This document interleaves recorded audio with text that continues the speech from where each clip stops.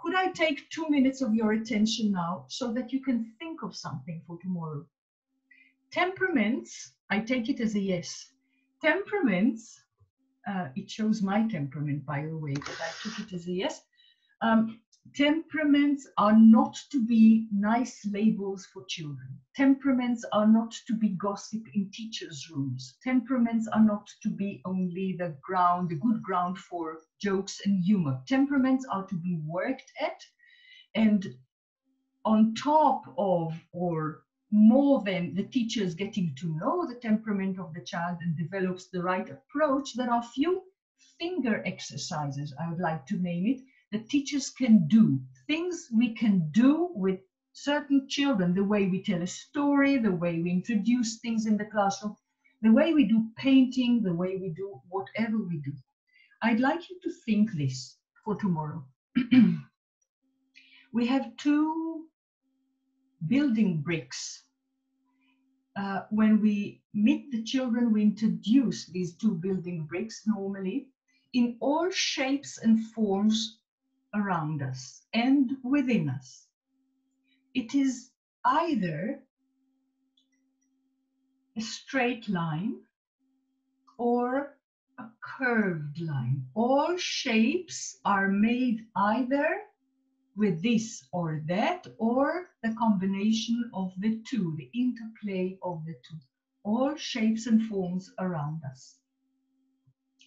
Now, if you can take your arm and experience the straight line from behind forward ahead of us, or from left to right, or top bottom, or bottom up.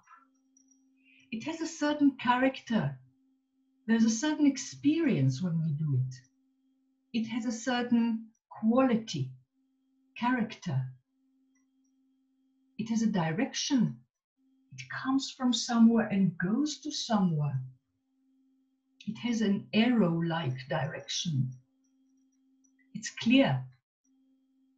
And so on and so on. You can describe more qualities of that, of course, and the kind of energy we need to perform it, either with our hands or with a pencil or on a paper. And if you take your arm and do this, or even close it and repeat and repeat and go over, it's a different world. We could describe the characters of that also, yeah? Now think temperaments. What would go naturally with the temperaments? Is the melancholic temperament asking for this or for this? Not as an opposite, but as an expression of one's own temperament. Is the sanguine a straight line or a curved line? Is the choleric a straight line or a curved line? This is rather clear. And so on. So please first try to experience first and curved lines or circles, and make yourself a little list, a guess list. Yeah, just guess it, or bring the best of your feeling and intuition. The temperament, the sanguine, is a straight or a curved line. The melancholic, and so on and so on.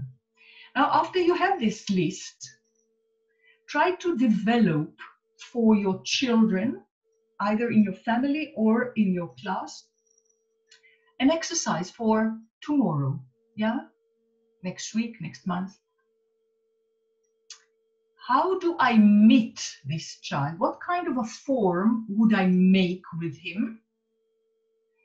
And can I find a way to transform the form I've given him to something that can round him, that can balance him, that can harmonize his one-sidedness of temperament? Think of a form that starts with something that is the reflection of the temperament itself, and then artistically try to think of a way, very gentle, very lovingly, where the form can change and become something less one-sided. It would be lovely if you bring few ideas tomorrow, few of your intuitions, and even can show it on the screen if you like. Is that okay? I That take it sounds as a very roaring yes, yes. Okay, think about it. Yeah, it's interesting to be thinking of temperaments through different medias, color, form, stories, the spoken word, and so on. Even disciplines in school.